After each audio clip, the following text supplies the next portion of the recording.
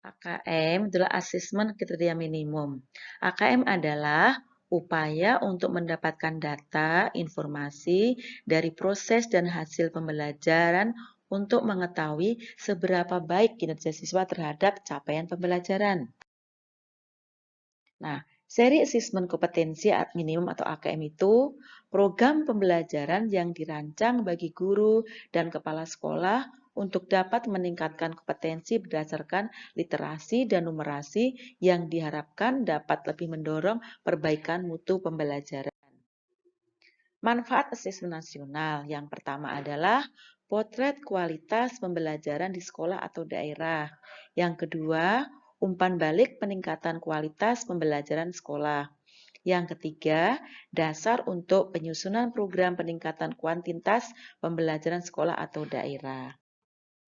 Nah, dalam program guru belajar seri asesmen, kompetensi minimum terdapat 2 tahapan. Tahap pertama, pada tahap ini, peserta terlebih dahulu mengikuti orientasi yang membekali peserta mengenai latar belakang, tujuan umum, kebijakan, dan atau program guru belajar seri asesmen kompetensi minimum.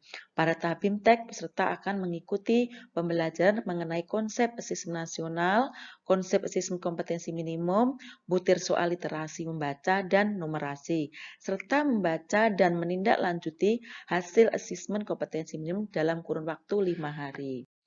Tahap yang kedua, pengimbasan. Peserta diharapkan dapat menjadi bagian perubahan pendidikan dengan cara mengajak dan mendampingi guru lain satuan pendidikan peserta untuk mengikuti program guru belajar seri asesmen kompetensi minimum.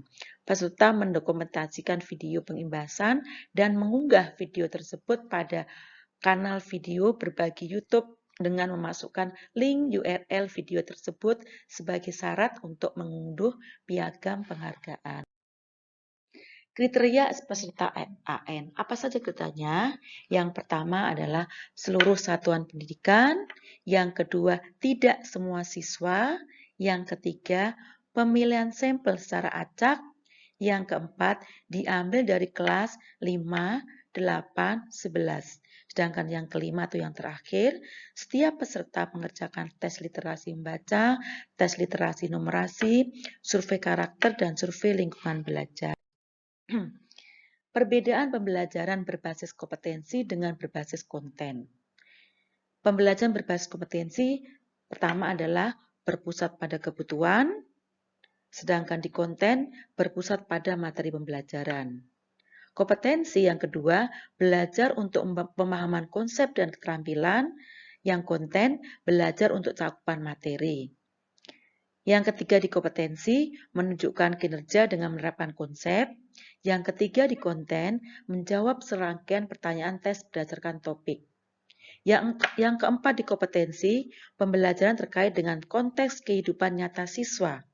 Yang keempat di konten, pembelajaran kurang tidak terkait dengan konteks nyata kehidupan siswa.